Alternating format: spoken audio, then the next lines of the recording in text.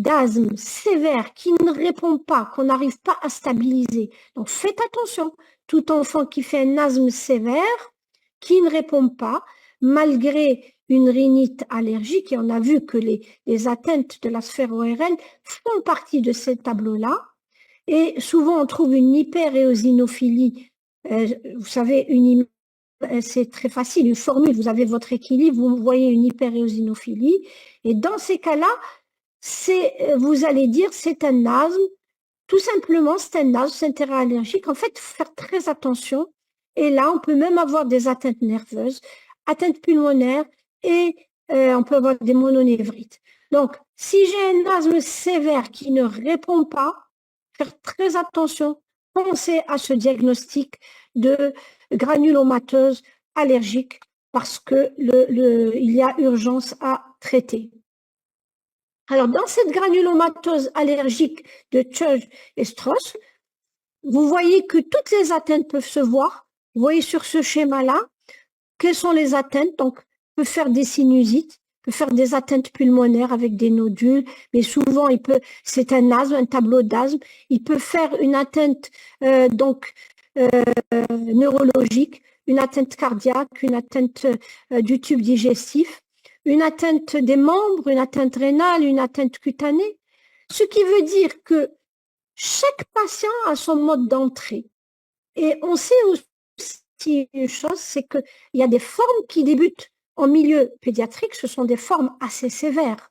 Si vous avez une atteinte cutanée comme celle-là, vous voyez, ça peut être une atteinte étendue, ça peut être une atteinte comme celle-là, donc, et toujours évoquer une vascularite. Et c'est très important d'aller à la biopsie.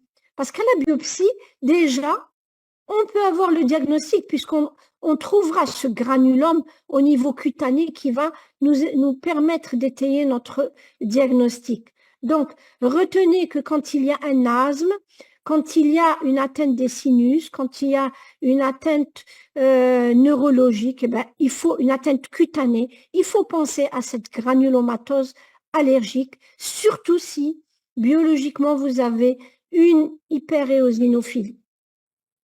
Voilà, je reviens à notre nomenclature de Chapelle-Hill, puisque c'est elle qui nous permet de dire, voilà, je suis dans telle ou telle atteinte. Donc, vous voyez que dans les vascularites qui prédominent sur les petits vaisseaux, on les appelle vascularites à Anka. C'est essentiellement les trois types de vascularites que l'on a. Il n'y a pas d'asthme, c'est la polyangéite microscopique. Il n'y a pas de granulome non plus. Il y a un granulome avec asthme, c'est la maladie, donc la granulomatose, ou on est dans le cas de Church-Strauss, granulomatose éosinophilique. Donc, vous voyez que là aussi, la différence se fait donc entre la présence, donc l'absence de granulome, et d'asthme, on est dans la PAM, la polyangéite, donc microscopique. Quand il y a un granulome, il n'y a pas d'asthme, c'est la maladie de Wegener, c'est la granulomatose avec polyangéite. Si c'est avec éosinophilie, asthme et granulome, c'est le Church-Strauss, c'est la granulomatose éosinophilique avec polyangéite. Donc attention aux patients asthmatiques qui font des lésions cutanées. Alors, nous arrivons au purpura rhumatoïde. Donc, le purpura rhumatoïde, lui, on l'appelle aussi, donc, vascularita IgA. Et là, bien sûr, c'est un purpura qui se situe au niveau des pressions, des zones déclives, essentiellement. C'est à cause de l'hyperpression vu cette atteinte donc vasculaire. Donc, la pression va être plus importante au niveau des membres, au niveau des fesses, parfois un petit peu au pli de flexion donc des coudes. Et vous avez des douleurs abdominales, éventuellement dues à une évagination. C'est pour ça que quand ces patients qui ont un purpura avec des douleurs abdominales, et lorsque les douleurs sont très intenses, il faut de façon rigoureuse éliminer l'association avec une invagination qui peut se voir dans ce tableau de révélation d'un purpura rhumatoïde, elle est due au même problème, c'est un problème vasculaire avec un œdème qui peut se produire au niveau de la paroi des tubes digestifs et provoquer une invagination. C'est une vascularite qui est leucocytoclasique avec des dépôts d'IgA et qui peut s'associer à une atteinte rénale, glomérulonéphrite proliférative avec des dépôts d'IgA, et c'est elle qui va conditionner le pronostic. C'est cette atteinte rénale qui, lorsqu'elle est sévère, va conditionner le pronostic du purpura rhumatoïde. Il s'associe, comme son nom l'indique, purpura rhumatoïde, donc à une atteinte articulaire sous forme d'arthrite ou d'arthralgie. Et l'atteinte rénale, vous voyez qu'elle est sévère lorsque il y a une protéinurie qui est supérieure à 0,3 g par 24 heures, ou lorsqu'on a une hématurie supérieure à 5 cellules par champ, ou si on utilise la bandelette, lorsqu'il y a plus de 2 croix, ça veut dire que l'atteinte rénale, elle est là. Donc, on voit bien ici sur les images, l'atteinte des parties des membres inférieurs, c'est le purpura. Vous voyez que le purpura peut avoir des aspects différents. Parfois, c'est un purpura simple et parfois, vous voyez qu'il y a une association de plusieurs lésions qui vont confluer et donner, regardez, des rougeurs beaucoup plus étendues. Donc, là, vous voyez bien que ça, c'est assez typique. Vous ne trouverez pas les mêmes lésions au niveau du reste du corps. Parfois, quelques éléments, vous allez les trouver au niveau des membres supérieurs et des fesses. Voilà. Donc ici, nous voyons bien que tout ce que nous avons cité, ce sont des atteintes en fonction du type de vaisseau atteint. Les gros vaisseaux, les vaisseaux de moyen calibre et les vaisseaux de petit calibre.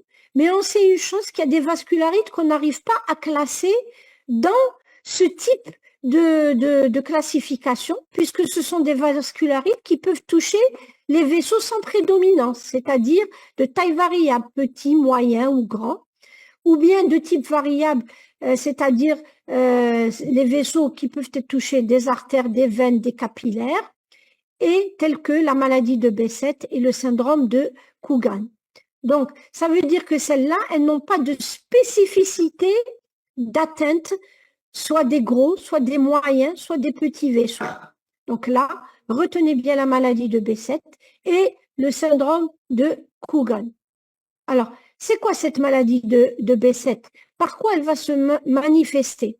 En fait, la maladie de Behçet comporte une aphthose. Tout le monde le sait. Dès qu'on a un enfant qui vient avec un aphte, on se dit ah, aphthose égale maladie de Behçet. Mais bien sûr que non. En fait, il faut que cette aphthose buccale soit récidivante.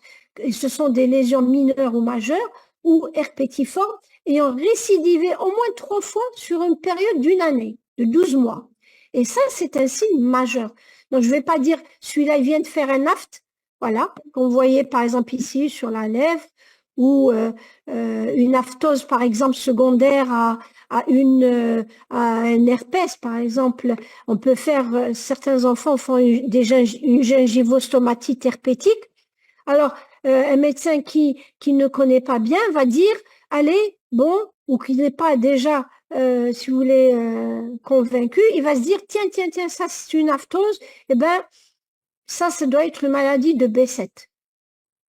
Un enfant qui a par exemple une mauvaise hygiène dentaire avec des caries dentaires qui sont très avancées, qui ne se lave pas les dents, qui est tout le temps avec des objets dans la bouche, il peut faire des aphtes au niveau des muqueuses. Donc très important de savoir dans quelle situation ces aphtes récidivants sont apparus, puisque c'est un critère majeur. On peut avoir en association comme on dit, aphthose bipolaire, donc au niveau du pôle génital aussi, des lésions aphtoïdes. On peut avoir des atteintes oculaires. Vous voyez une atteinte donc oculaire sous forme d'uvéite, avec présence de cellularité dans le vitré ou d'une vascularite rétinienne. Et on a l'atteinte cutanée, vous voyez l'atteinte cutanée, soit sous forme de, puisqu'on a vu que ça pouvait toucher tout type de vaisseau, soit sous forme d'un érythème noueux, vous voyez, c'est rouge, et quand vous touchez, c'est épais, ou d'une pseudofolliculite, de lésions papulopustuleuses chez un patient qui ne reçoit pas de cortisone, il faut y penser. Donc, attention aux lésions de pseudofolliculite. Parfois, vous avez des lésions chez des patients qui vous évoquent une acné. Une acné, vous allez dire, non, c'est rien, monsieur, votre enfant il n'a rien. Alors que si cette pseudofolliculite est associée à une aphthose buccale récidivante, c'est déjà un mode d'entrée dans cette maladie. Alors, un autre problème se pose à nous pédiatres, c'est le fait que nous recevons souvent des uvéites chez des enfants, donc des patients avec uvéite. Alors, aller poser un diagnostic étiologique devant une uvéite isolée, c'est très, très difficile parce que l'uvéite fait partie du mode de révélation de plusieurs maladies, maladies systémiques, et souvent, ça se complique. Ça va jusqu'à parfois une baisse très importante de l'acuité visuelle. Nous recevons régulièrement des enfants et les parents ne semblent pas inquiets. Hein. C'est une baisse de l'acuité visuelle, mais quand ils sont examinés par des ophtalmologues, ils vous disent « oui, c'est sévère, c'est une uvéite sévère » et les parents vous disent « non, il n'a jamais rien eu. Il n'a jamais eu d'œil rouge, il n'a jamais rien eu. » Et pourtant, la maladie est là. Donc attention, ces maladies-là sont souvent des maladies pour lesquelles le mode de révélation est une uvéite, une atteinte oculaire qui est assez sévère. Donc la maladie de Behçet, retenez qu'elle est une maladie quand même qui a un tableau clinique qui peut se voir même compliqué, même chez l'enfant. Le syndrome de Coogan. Le syndrome de Coogan, ça c'est assez particulier. Les ORL connaissent bien ce syndrome parce que ce sont des enfants qui le reçoivent avec une hypoacousie, voire une cophose totale, absence d'audition. Et là, pourquoi dans ce syndrome, il y a une atteinte c'est-à-dire de l'audition? En fait, c'est parce qu'il associe une atteinte inflammatoire de l'oreille interne, du système nerveux central et une kératite interstitielle. Donc déjà, le fait d'avoir une surdité chez un enfant ou une hypoacousie, une atteinte ophtalmologique, il faut penser déjà à ce diagnostic. Et c'est une maladie auto-immune secondaire à une homologie de structure entre les antigènes viraux et les protéines communes à l'oreille interne, et à l'épithélium rétinien et à l'endothélium vasculaire. Ce qui veut dire que suite à une infection virale, essentiellement une hépatite B ou plusieurs types d'infections, vous avez déclenchement de phénomènes d'une maladie auto-immune qui va aller donner, du fait de l'homologie de structure des anticorps fabriqués contre les antigènes viraux, ça va aller donner donc une atteinte de l'oreille interne, de l'œil et atteinte vasculaire qui peut se traduire par différents tableaux. L'atteinte endothéliale, cette atteinte endothéliale donc vasculaire, va induire une vascularite qui peut être limitée ou s'accompagner de manifestations systémiques, c'est-à-dire de la fièvre, une perte de poids, des myalgies. Donc vous voyez déjà ça, lorsqu'on reçoit un patient qui a de la fièvre, qui a des myalgies, on va se dire non, non, c'est rien, c'est viral, c'est rien du tout. Ça peut s'associer à une méningite, à une hépatite, à une atteinte articulaire, des arthrites, une éruption, une artérite des gros troncs. Et le début dans l'enfance n'est pas exceptionnel. Les ORL vous en diront long sur cette maladie puisque ce sont eux qui découvrent cette pathologie assez souvent chez des enfants qui ont une perte de l'audition ou qui ont des troubles de la parole parce que qui ont de prononciation des mots. Donc, pensez-y. Donc, ne négligez pas une hypoacousie chez un enfant ou un retard du langage chez un enfant parce que vous pouvez être dans le syndrome de Coogan. Les autres pathologies, là, ce que l'on va essentiellement retenir, ce sont les vascularites leucocytoclasiques cutanées isolées qu'on appelle aussi vascularite d'hypersensibilité. Alors là, je pense que beaucoup de médecins connaissent, du moins en milieu hospitalier, parce que ce sont des vascularites d'hypersensibilité. Et cette hypersensibilité peut être déclenchée par, ce sont des vascularites, hein. Qui n'a pas vu d'enfant avec une réaction cutanée secondaire à une prise médicamenteuse ou associée à un processus oncologique? Eh bien, dans ces cas-là, ce sont des vascularites qu'on appelle les vascularites d'hypersensibilité, et souvent c'est secondaire à des médicaments, et ces médicaments sont assez fréquemment des bêta-lactamines ou des macrolides parfois. Alors, vous avez aussi les vascularites urticariennes, hypocomplémenténiques, et là, bien sûr, ce sont des enfants qui font des urticaires, et lorsqu'on fait le dosage du complément, on va trouver qu'il y a une consommation du complément, essentiellement la fraction C3 du complément, et ils peuvent être associés à des arthralgies, à des glomérulonéphrite. Parfois, c'est primitif parce que ça peut être sans aucun autre facteur déclenchant ou aucun autre facteur étiologique retrouvé. Ou bien ça peut être secondaire à un lupus ou à la présence d'anticorps anti-C1Q qui sont retrouvés chez ces patients-là. Mais le tableau clinique, c'est le tableau d'une urticaire. Seulement, le dosage va montrer une consommation donc du complément. Alors, on va essayer de terminer par les vascularites qui sont limitées à un seul organe. Nous avons vu dans la classification de Chapel-Hill de 2012 qu'il y avait les vascularites qui étaient classées en fonction de la taille des vaisseaux, gros vaisseaux, moyen vaisseau, petit vaisseau. Il y a des vascularites qui sont classées, dont on vient de parler, c'est essentiellement le B7 et le syndrome de Coogan, qui touchent tous les vaisseaux, qui peuvent toucher tous les vaisseaux. Et il y a des vascularites qui sont limitées à un seul organe. Alors, cette distribution unifocale ou multifocale, mais du même organe, ça peut être avec une possibilité d'évolution vers une forme systémique. Vous avez tel que certains artérites cutanées qui restent isolées à la peau, des angéites cutanées leucocytoclasiques qui restent localisées à la peau. Vous avez les vascularites qui touchent le système nerveux central uniquement, qui vont se manifester par un AVC ou par des céphalées très importantes ou un déficit moteur. Certains vascularites, ça peut être des vascularites du système nerveux périphérique, donc atteinte d'une seule racine nerveuse, douloureuse, et on peut avoir des vascularites testiculaires uniquement, des aortites isolées ou carrément autres organes qui peuvent être isolés.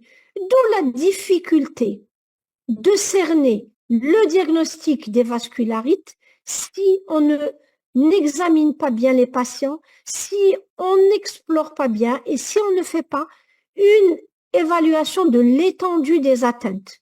Vous avez vu que comme c'est une vascularite, vous pouvez avoir des atteintes qui peuvent être multiples. Alors, sachez une chose, que certaines atteintes, certains vascularites, donc, sont secondaires, essentiellement, certains vascularites, le diagnostic de ces vascularites qui touchent le système nerveux central. Quand vous recevez un enfant qui fait une atteinte du système nerveux central, quelle qu'elle soit, un AVC ou des troubles du langage ou une atteinte des céphalées ou autre, sachez qu'il faut évoquer plusieurs diagnostics, parmi lesquels les maladies inflammatoires, qui sont le lupus, la maladie de BC, le syndrome de Gougerot, la dermatomyosite, la sclérodermie, les vascularites systémiques, la périartérite noueuse, le Kawasaki. Donc vous voyez que parmi les maladies inflammatoires, la liste est longue. Comment s'orienter? Eh bien, bon examen clinique, bon interrogatoire, bon examen clinique et une exploration de base qui va nous permettre de dire où on s'oriente. Certaines maladies infectieuses vont être à l'origine soit directement, soit à distance, c'est-à-dire post-infectieuse, d'une atteinte du système nerveux central, parmi lesquelles des bactéries, des virus et des champignons, donc des fungi. Et là, dans ces cas-là, vous voyez que la liste est longue. Avant de dire vascularite systémique, inflammatoire, sans avoir éliminé d'autres diagnostics. Vous avez aussi certaines maladies néoplasiques, telles que les lymphomes, telles que les leucémies, qui peuvent être à l'origine de vascularite du système nerveux central. Vous avez aussi la réaction du greffon contre l'autre, qui peut se manifester par une atteinte donc une vascularite du système nerveux central. Donc ça, c'est une spécificité d'organe. Alors, le diagnostic différentiel, on ne peut parler de vascularite que si on a éliminé donc certains diagnostics. Et certains diagnostics, tels que si on a par exemple des phénomènes emboliques, vous avez là, dans ces cas-là, des emboles, pas obligatoirement dus à une vascularite, ça peut être un embole en rapport avec une hypercholestérolémie, ça peut être une embolie septique, comme celle que l'on voit dans l'endocardite, un myxome auriculaire qui peut aller donner des phénomènes emboliques. Enfin, ça peut être une microangiopathie thrombotique, comme celle que l'on voit donc, dans le purpura thrombotique thrombocytopénique, le syndrome hémolytique et urémique, le syndrome des antiphospholipides, le syndrome de Sundon, la drépanocytose.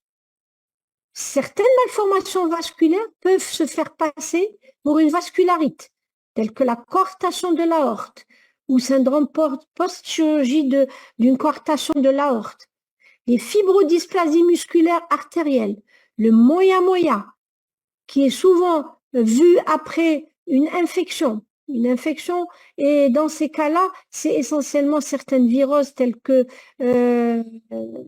dans certains cas, par exemple, vous avez certaines viroses qui peuvent déclencher, peuvent révéler ce moya-moya. Vous avez la calcinose artérielle de l'enfant qui peut être une calcinose idiopathique.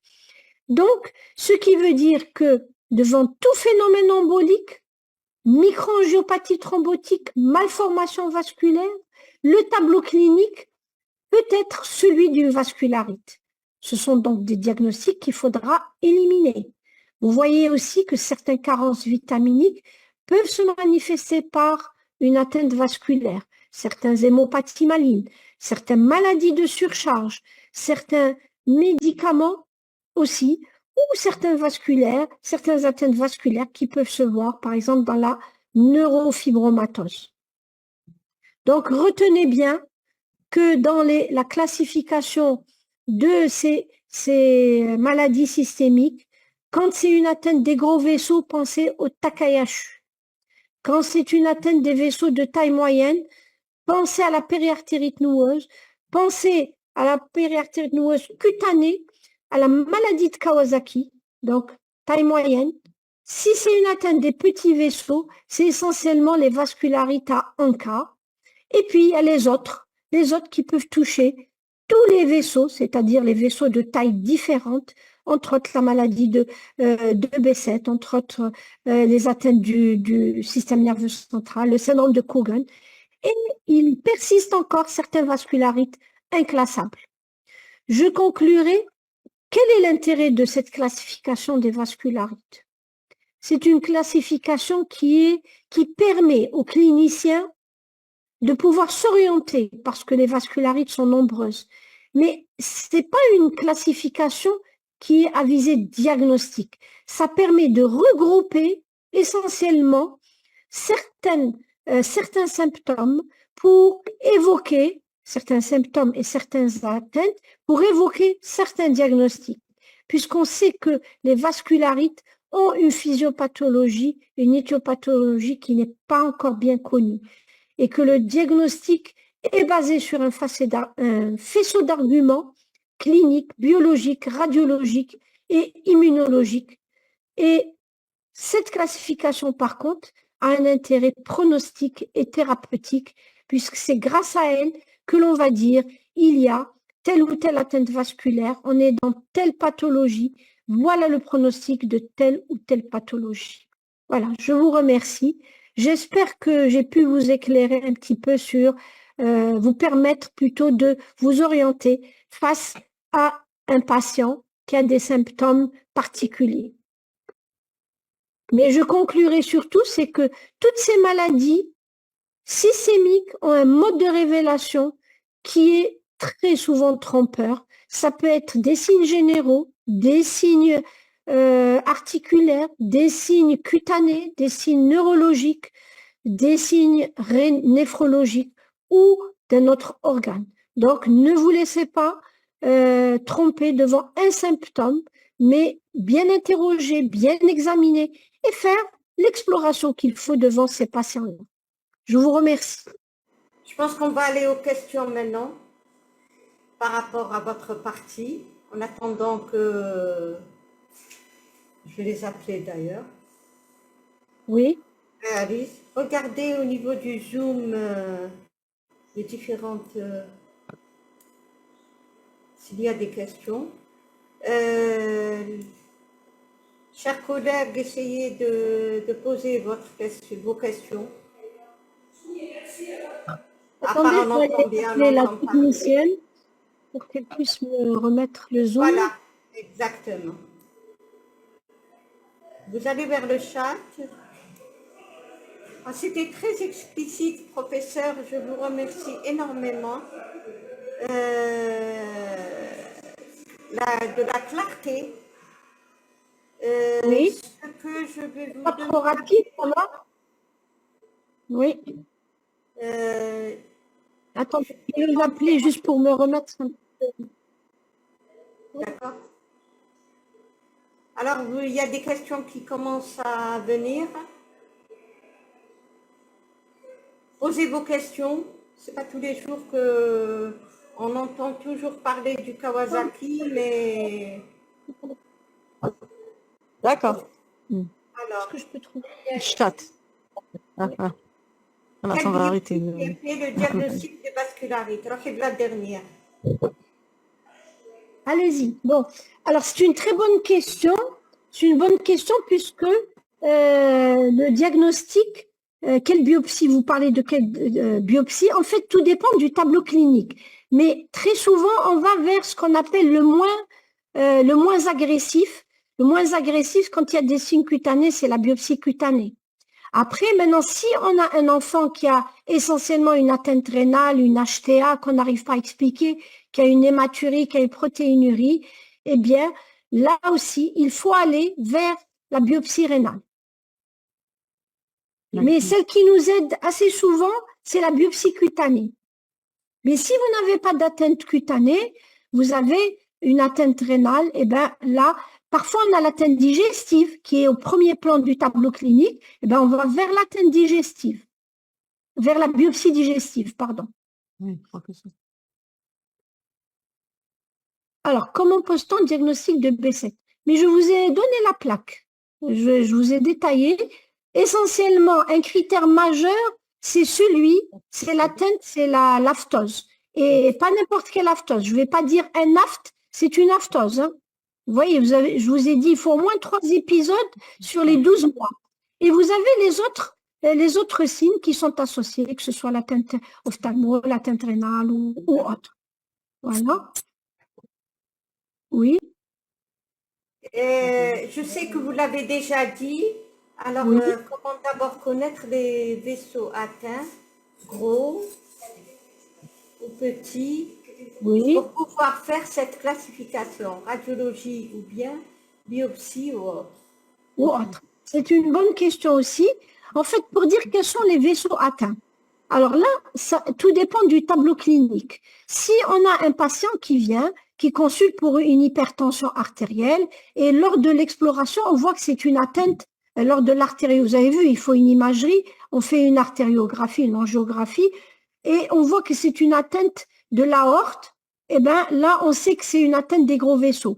Ceci dit, devant tout patient, je dois faire ma recherche de tous les organes. Vous voyez, quand j'ai un enfant comme ça qui consulte pour une atteinte cutanée, qui n'arrive pas vraiment à m'orienter, je vais aller faire un scrutin de tout ce qui peut être associé. Je cherche l'atteinte des yeux, je cherche l'atteinte rénale, je cherche l'atteinte digestive. Certaines atteintes peuvent être diagnostiquées par l'interrogatoire, d'autres par l'examen clinique, d'autres par une exploration poussée. Si je n'arrive pas à me fixer, là oui. Alors si je dis par exemple, j'ai une atteinte cutanée, j'ai un livédo ou j'ai un érythème noueux, je vais aller chercher les autres atteintes, je fais mon bilan biologique, je peux même aller faire ma biopsie cutanée pour voir quel type d'atteinte, mais pour savoir quelles sont les autres atteintes, les premières diapos que je vous ai projetées, je ne sais pas si, attendez, je vais voir si je peux y revenir, je vous ai mis la spécificité, attendez, voilà, alors, attendez, voilà, ici. Qu'est-ce que vous voyez ici? Je vous ai dit que quand c'était les gros vaisseaux, vous avez les types d'atteintes. Donc, attendez, voilà. Aorte et ses plus grosses branches de division. Si vous avez les atteintes moyennes, les vaisseaux moyens, c'est-à-dire que quand j'ai une atteinte rénale, je vais beaucoup plus penser à une atteinte des moyens vaisseaux. Maintenant, quand j'ai des nécroses au niveau des extrémités, quand j'ai une atteinte du parenchyme pulmonaire avec des nodules intraparenchymateux, tout ça, ça veut dire que là, c'est les atteintes des petits vaisseaux. Et donc, c'est comme ça que je vais m'orienter vers des diagnostics particuliers. Est-ce que j'ai répondu à votre question? Allô? Oui, vous m'entendez? Est-ce que vous m'entendez?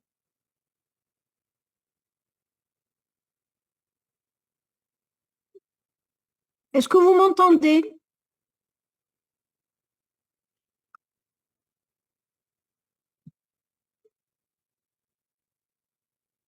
Est-ce que vous m'entendez? Est-ce que vous m'entendez? Je ne sais pas si... Madame Google, il n'est pas là, là. Allez, elle s'est déplacée. Ah, pas de son. On vous Non. entend, Madame Fernini. Ah, d'accord. D'accord, ouais. Très bien. Donc, là, on va voir pas que les questions. Oui. puisque Madame, Alors, les autres questions? bon, en principe, on Oui, n'a pas assez de remerciements. Voilà. J'espère que j'ai pu vous éclairer un petit peu. Alors, est-ce qu'on peut penser à un Takayasu devant un AVC avec sténose de l'artère cérébrale moyenne et éliminer les autres étiologies? Alors là, c'est un petit peu difficile. Certains vous savez, le Takayasu se révèle rarement chez l'enfant et assez souvent on trouve des formes familiales. Et là, il y a une chose, c'est que ça touche essentiellement ça se manifeste par des pouls qui sont absents, une différence de tension artérielle entre les deux membres, et c'est une association de signes. Alors, vous pouvez... Professeur, pensez-vous, de par votre expérience et votre ancienneté dans ce sens, est-ce que nous, médecins généralistes, est-ce qu'il y a confusion dans des diagnostics par rapport à un autre quand on vous transfère les patients? Quand vous nous transférez les patients, je vais vous dire une chose. Dans ma pratique courante, oui, dans votre pratique courante. Voilà, dans ma pratique courante, il y a des patients qui nous sont souvent adressés pour une atteinte articulaire ou une atteinte ophtalmologique isolée. Et je vous assure que le nombre de diagnostics, le nombre de patients qui nous sont adressés comme ça, sans exploration, c'est inadmissible. Il y a un minimum de bilan à faire chez ces patients chez un patient qui a par exemple des douleurs articulaires.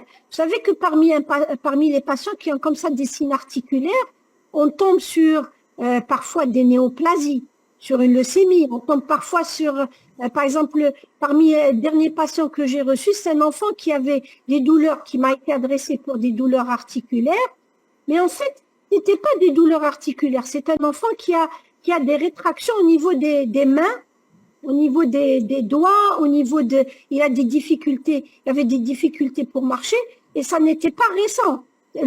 D'ailleurs, à l'examen clinique, il y avait une hépatomégalie, et en fait, c'était une maladie de surcharge, une mucopolysaccharidose. Ça veut dire que l'atteinte articulaire isolée, je pense qu'il faut d'abord éliminer les diagnostics les plus fréquents. Vous avez vu que les maladies systémiques, c'est 1 à 6% des maladies rhumatismales de l'enfant. Et parmi les maladies rhumatismales de l'enfant, la plus fréquente, c'est l'arthrite juvénile. Et l'arthrite juvénile, c'est un tableau, c'est un diagnostic d'élimination. Si le médecin symptôme... Je ne vous transfère pas un patient sans faire un examen biologique, par exemple. Oui. Et quel type d'examen biologique? Est-ce que le strict minimum ou quelque chose de particulier? Avant de faire un examen biologique, il faut un bon interrogatoire. Depuis quand ça a commencé? D'abord, depuis quand l'histoire de la famille, parce que si dans cette famille, vous avez des pathologies systémiques, ceci veut dire que il y a un fort potentiel que chez ce patient, il y ait une maladie systémique. Donc attention. Maintenant, un patient qui a 15 signes, un seul signe articulaire ou ophtalmologique, eh ben, il y a toute une batterie de diagnostics qu'il faut éliminer. L'atteinte cutanée, par contre, est une atteinte beaucoup plus évocatrice. Vous avez vu que l'atteinte cutanée est un point commun à plusieurs vascularites, d'après les images que je vous ai montrées. Et c'est pour ça que dans ces cas-là, il est impératif de rechercher les atteintes d'organes. Je cherche est-ce qu'il y a une atteinte de l'œil, une atteinte du poumon, une atteinte du rein, une atteinte digestive, et ça par l'examen clinique, l'interrogatoire et quelques examens biologiques ou radiologiques rapides. Voilà. Donc, je pense qu'on va... Est-ce que vous restez avec nous? Parce qu'il y a toujours des questions, mais je préférerais qu'on continue avec nos chers collègues enseignants et ensuite on retourne vers les questions. D'accord? Donc, vous allez enlever votre partage. Oui, vous enlevez le partage. Pour qu'ils puissent... mais vous restez avec nous si possible, sauf si vous avez des obligations, c'est autre chose. Merci beaucoup. Merci à vous. Participants. À la fin tout à l'heure. Merci beaucoup. C'est bon, on va arrêter, madame. C'est bon, madame. Oui, docteur Arbi, ما تحبسيش non. Ah, لا مازال ما كملناش. يا oui, d'accord. Ah, c'est les messages, d'accord. J'ai cru. Alors, docteur Arbi. Docteur Hamed, je vois Docteur Hamed. Bonjour. Bonjour, voilà. Bonjour. Bonjour, Madame Fernini. Bonjour, Docteur Arbi. Bonjour, Madame Fernini. Bonjour. Alors, on vous demande de faire le partage.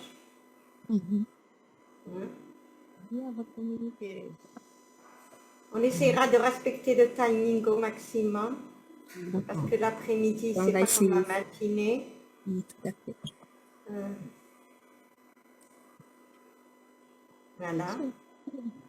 Dès que vous l'aurez, je vous dirai. C'est OK. Ok. Voilà. Mettez en écran plein. C'est ce que je peux faire. F5, F5. Des F5. La petite cellule. F5. La petite caméra. وين كاين le zoom لتحت وين كاين le zoom. Sinon ديري F5 madame. Cliquez sur la touche F5. Je sais pas le F5. بون معليش وين كاين كيما ديري لا ديابو لابيرسو تاعها وين كاين لابيرسو لو زوم كاين الزوم تحت لا ديابو تاعك كاين ديابوراما كاين شغل الكاميرا ثما وين يكون C'est ce qui me fait.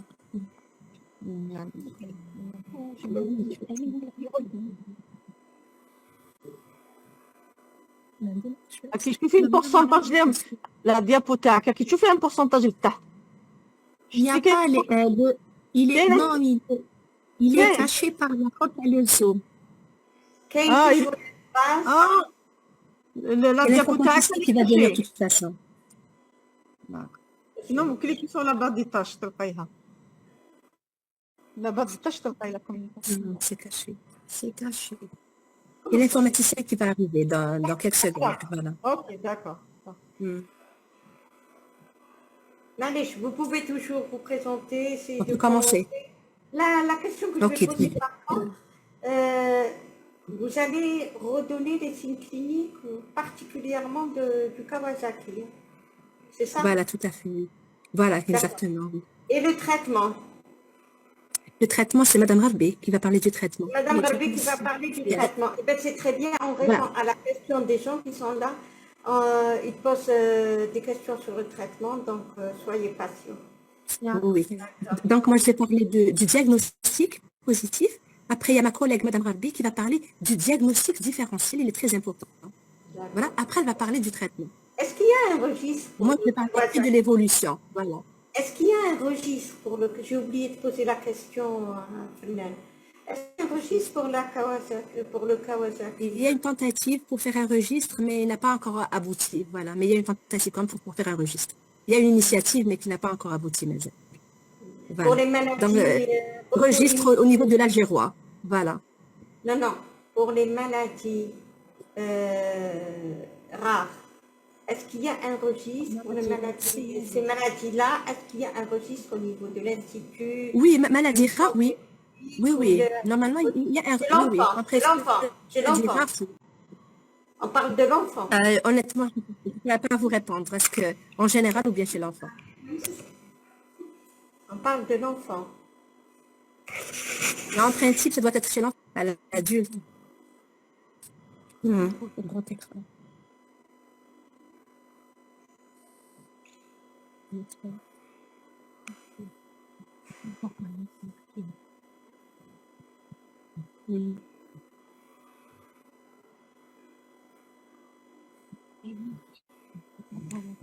Essayez de commencer comme ça. Essayez de commencer comme ça.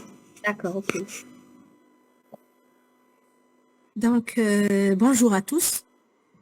Donc, on va essayer de parler de la maladie de Kawasaki. Donc, pour l'intérêt, c'est une pathologie qui existe, donc, depuis, du moins, qui a été détectée depuis 1967 par M. Kawasaki. Et à partir de cette date, il y a plusieurs cas qui ont été détectés sur le plan international. Donc, c'est une maladie qui est cosmopolite, bien qu'elle soit plus fréquente en Asie, essentiellement au niveau du Japon, au niveau de la Corée.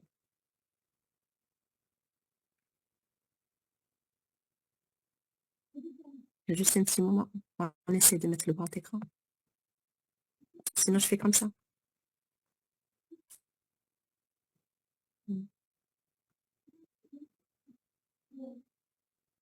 Là où il y a un petit vase, vous pouvez le faire.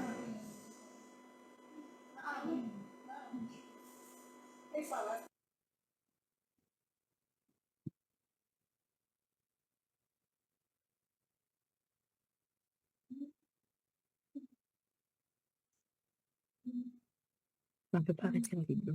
باش نديرو grand écran.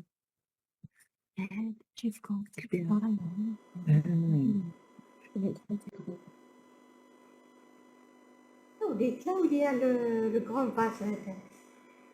Voilà. Tenez. Voilà. نحيها Voilà, très bien. Voilà, c'est bon comme ça? C'est bon. Très bien, merci. C'est bon pour le grand écran comme ça, Madame Gouguin? Oui, c'est bon, c'est bon. Très bien, ok. Voilà. Donc, la maladie de Kawasaki, c'est une vascularite systémique aiguë. Donc, il y a Madame Fermin qui a parlé des vascularites. Donc, là, ça, c'est un exemple de maladie de Kawasaki.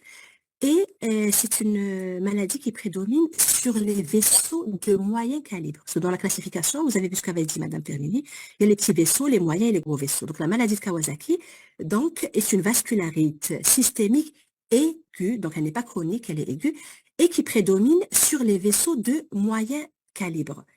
Parmi les vaisseaux de moyen calibre, il y a les artères coronaires, et c'est ce qui fait toute la gravité de cette pathologie. Un autre élément aussi qui est très important, donc cette pathologie peut survenir quel que soit l'âge. Donc, on peut voir cette pathologie même chez l'adulte. On va voir après une étude française qui a retrouvé cette pathologie même chez des sujets âgés de 65 ans. Mais sur le plan statistique, c'est une pathologie qui est connue chez l'enfant, essentiellement chez l'enfant de moins de 5 ans. Donc, elle est connue chez le petit enfant nourrissant. L'essentiel, c'est que ça soit un enfant de moins de 5 ans en général, mais comme je viens de vous dire, elle peut survenir chez n'importe quel patient, même chez l'adulte. Alors, un autre élément aussi, toujours dans l'introduction, le diagnostic est clinique. Il n'y a pas un bilan à faire ou une radiologie à faire pour faire le diagnostic. C'est un diagnostic qui est clinique grâce à un faisceau d'arguments. Et la hantise, c'est l'atteinte des coronaires. Et quand il y a une atteinte coronaire, il y a un risque de thrombose, un risque de sténose quelques années après. Et vous pouvez bien sûr deviner qu'il y a un risque d'infarctus du myocarde, risque de décès. Donc vous voyez, c'est très très sérieux comme problème. Et un autre élément, j'attire votre attention, c'est très très important, c'est que si vous faites le diagnostic d'une maladie de Kawasaki et que l'enfant reçoive des immunoglobulines, le risque d'atteinte coronaire va passer de 25% à 5%. Donc, vous voyez l'intérêt des immunoglobulines, d'accord? Donc, ça diminue nettement le risque d'atteinte coronaire, ça passe de 25% à 5%. Et vous comprenez également, pour administrer les immunoglobulines pour un enfant, ça c'est très très bien, il faut faire le diagnostic. Donc vous voyez l'intérêt de faire le diagnostic de la maladie de Kawasaki.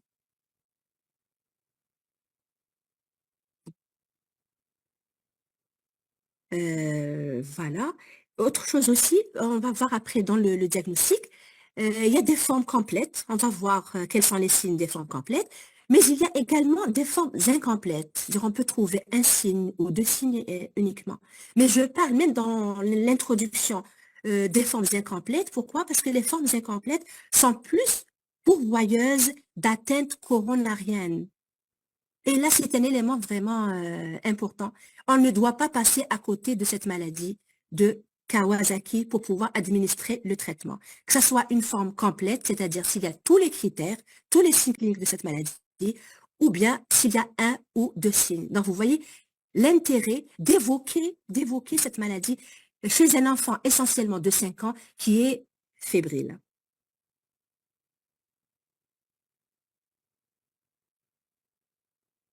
Donc, je vous ai dit tout à l'heure, il y a un risque d'infarctus du myocarde et de décès. Et je vais juste anticiper un petit peu pour parler de certains traitements qui peuvent sauver l'enfant quelques années après la maladie, si jamais il a un problème de sténose coronarienne ou de thrombose. Donc, ce sont des investigations qu'on peut faire chez l'enfant et il y a le cathétérisme interventionnel qui peut se faire chez l'enfant et également le pontage aorto-coronarien qui peut se faire chez l'enfant. Et vous devinez que chez nous, il y a vraiment problématique. Donc, pour l'historique, je vous ai dit tout à l'heure que cette maladie a été décrite pour la première fois en 1967 par le pédiatre japonais Kawasaki. Sur le plan épidémiologique, je vous ai dit que cette pathologie est très fréquente en Asie. Donc, sur le plan épidémiologique, le taux d'incidence les plus fréquentes concernant l'enfant d'ascendance japonaise est de 330 pour 100 000 enfants de moins de 5 ans en 2015. On la trouve, je vous ai dit qu'elle est cosmopolite. On a une incidence aux États-Unis, c'est 18,1 pour 100 000 enfants de moins de 5 ans. Les taux les plus élevés chez l'enfant de moins de 5 ans, on les retrouve alors, on a plus de 80%. On les retrouve chez l'enfant entre 6 mois et 5 ans, avec un pic d'incidence entre l'âge de 2 ans et de 3 ans.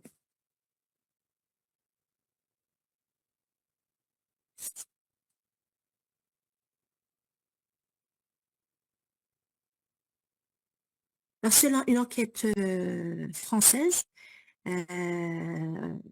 donc ils ont colligé 136 960 patients qui avaient un problème de maladie de Kawasaki dans leur enfance et un certain pourcentage présente actuellement des complications, essentiellement des sténoses des artères coronaires ou bien des anévrismes qui sont géants.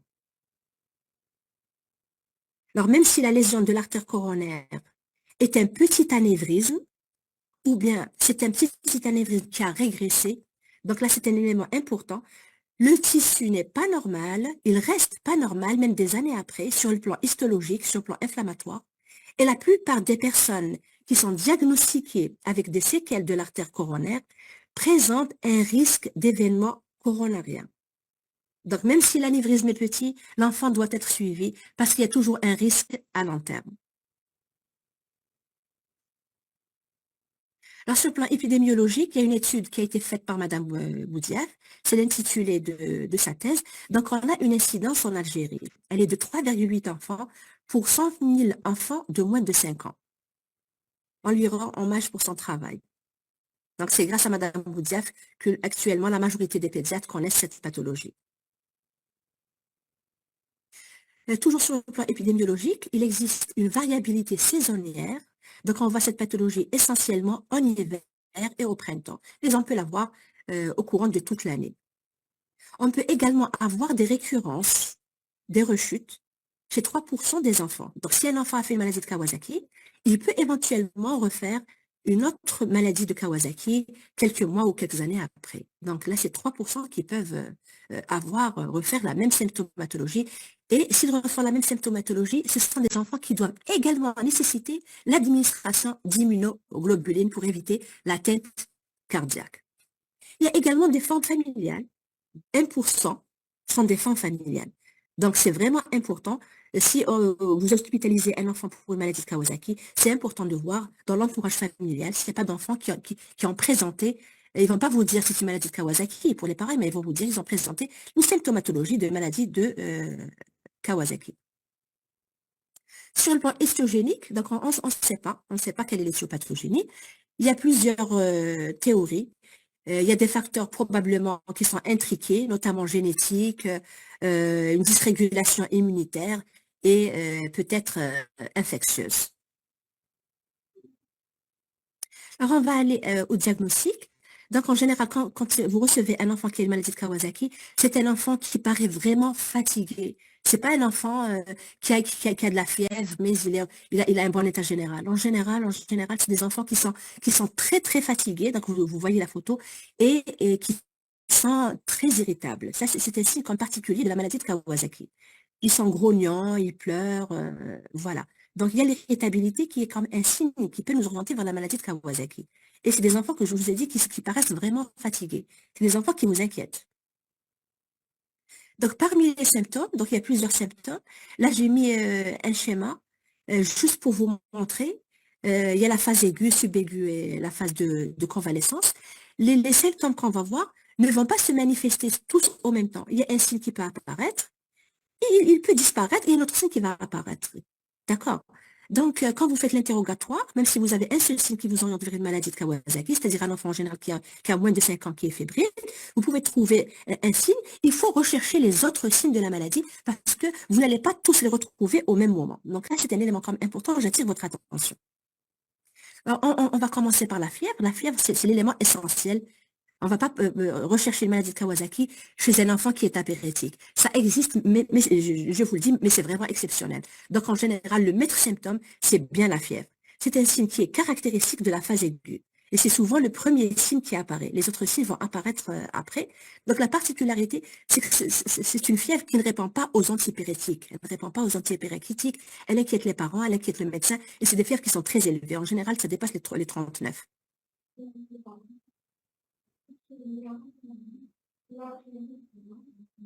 Le deuxième signe, c'est une infection, c'est une injection conjonctivale. Donc, c'est une conjonctivite aseptique. Vous n'allez pas trouver de pus, c'est pas une conjonctivite infectieuse. C'est une conjonctivite qui est aseptique. Et je vous montre l'image. Donc, il y a la sclérotique qui est rouge. D'accord? Ce n'est pas une inflammation au niveau des muqueuses. D'accord? C'est une rougeur au niveau de la sclérotique. D'accord? Il n'y a pas de pus, bien que, d'après notre expérience, ici au niveau de Bertraria, il y a beaucoup de malades qui viennent avec une conjonctivite, on trouve du pus. Mais sur plan théorique, c'est une conjonctivite qui est aseptique. Je vous en parle pour ne pas éliminer, si vous trouvez une conjonctivite aseptique, vous n'allez pas refuter le diagnostic. D'accord? Il faut rechercher quand même les autres signes de maladie de Kawasaki. Le deuxième signe, c'est quoi? C'est l'atteinte bucco-pharyngée. Dans l'atteinte bucco-pharyngée, alors vous avez la kéylite, d'accord? Donc les fièvres, les lèvres sont érythémateuses, œdémaciées, avec des fissures, etc.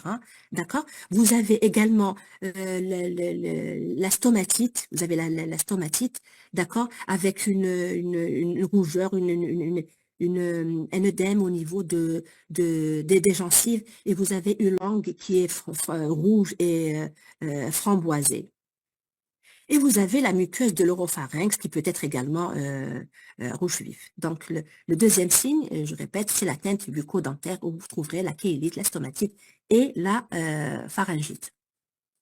Un autre élément aussi du diagnostic de maladie de Kawasaki qu'il faut rechercher systématiquement, ce sont les adénopathies. Donc, les adénopathies. Donc, on va leur donner de l'importance à partir de 1,5 cm.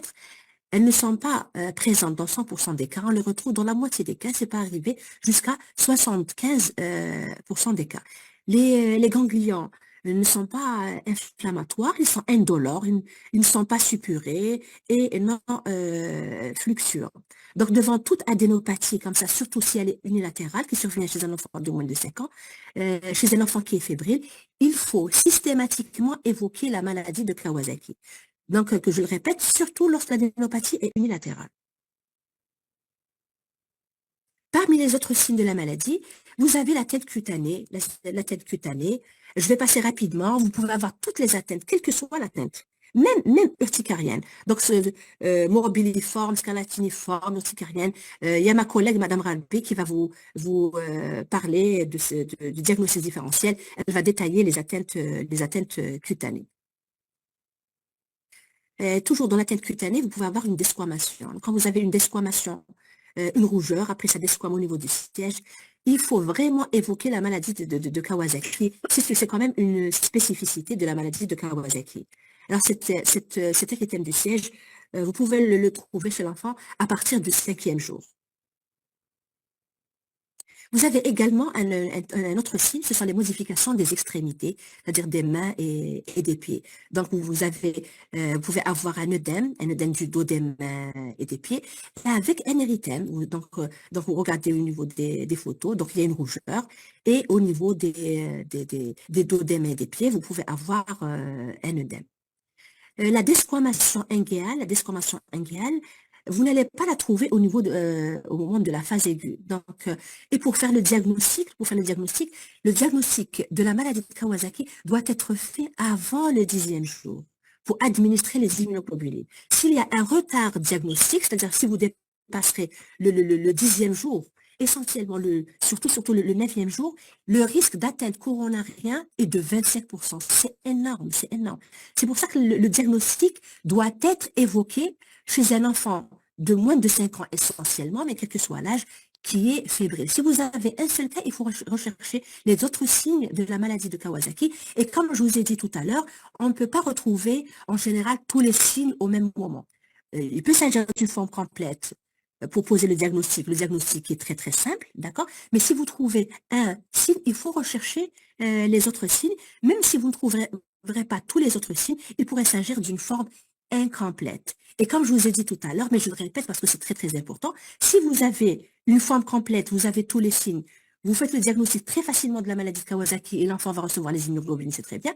Mais si c'est une forme incomplète, je vous ai dit tout à l'heure que le risque d'atteinte coronarienne dans les formes incomplètes est plus important que la forme complète. Donc, vous voyez qu'il faut vraiment se casser la tête. D'accord? Si vous trouvez un seul signe, il faut rechercher peut-être un deuxième et un troisième. Après, je vais vous montrer un algorithme pour pouvoir faire le diagnostic. Il y a des recommandations américaines de 2017 où je vais vous montrer l'algorithme. Donc là, ce sont les modifications des extrémités. Donc, je répète, si vous trouvez une desquamation inguéale chez un enfant qui est fébrile ou qui était fébrile, vous êtes presque sûr qu'il s'agit d'une maladie de Kawasaki, mais vous n'aurez pas le mérite. Si vous dépassez le dixième jour et que vous faites le diagnostic différent, le diagnostic de maladie de Kawasaki après la desquamation inguéale, vous n'aurez pas quand même le mérite de faire le diagnostic parce que ce sera trop tard. Le risque d'atteinte coronarienne est important. Il faut faire le diagnostic avant la desquamation des NGL qui se fait en général, vous la trouverez en général après le 10e jour. Les autres manifestations cliniques de la maladie de Kawasaki, ce sont essentiellement les atteintes coronariennes. Donc, vous avez les 3 tuniques cardiaques qui peuvent être atteintes, à savoir l'endocarde, donc il y a un risque de fuite mitrale, de fuite aortique.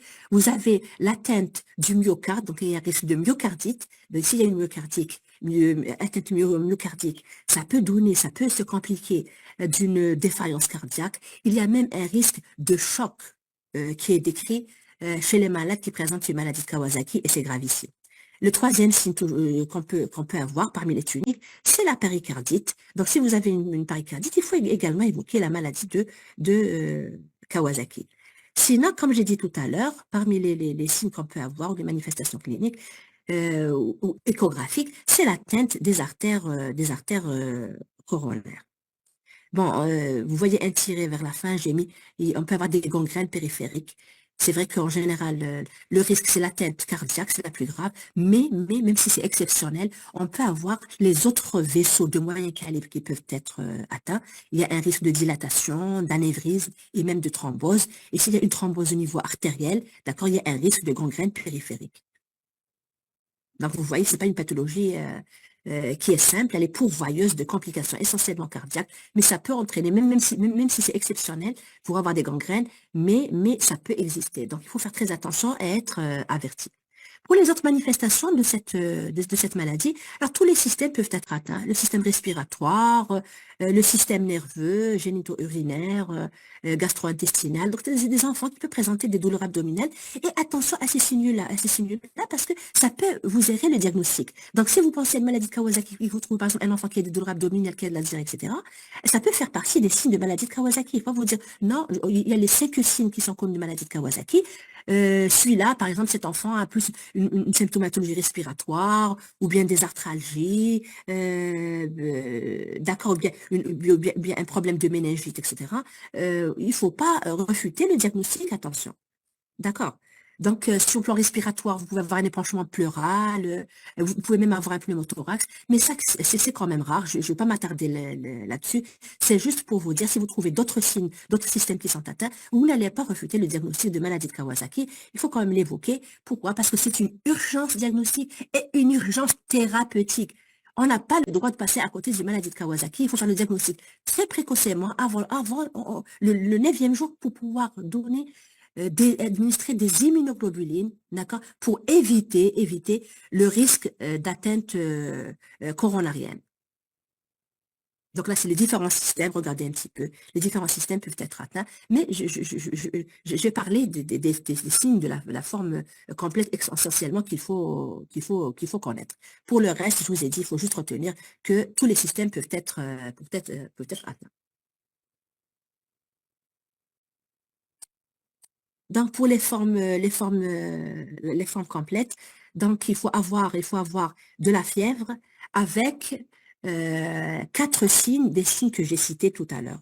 D'accord. Si vous n'avez pas au moins 4 signes, on va parler d'une forme incomplète. Le diagnostic différentiel, il y a ma collègue, Madame Rabé, qui va vous parler du diagnostic différentiel. D'accord, donc je vais lui laisser cette partie. Le bilan à demander, c'est essentiellement, si vous suspectez une maladie de Kawasaki, alors le bilan inflammatoire est positif. D'accord, le bilan inflammatoire est positif. En général, il est au plafond, sauf si c'est une forme incomplète. Le bilan peut ne pas être très positif, mais je vais vous montrer après l'algorithme pour pouvoir vous faciliter de faire le diagnostic. Donc là, c'est un élément qui est très important. Donc voilà, je vais attirer quand même votre attention sur un point. Donc, comme je vous ai dit tout à l'heure, le bilan inflammatoire est positif. D'accord. Mais si le bilan, donc si vous suspectez une maladie de Kawasaki, si vous avez un, deux ou trois signes, ou bien une forme complète, si vous suspectez une maladie de Kawasaki et le bilan inflammatoire initial est normal, d'accord, il faut le refaire régulièrement, d'accord.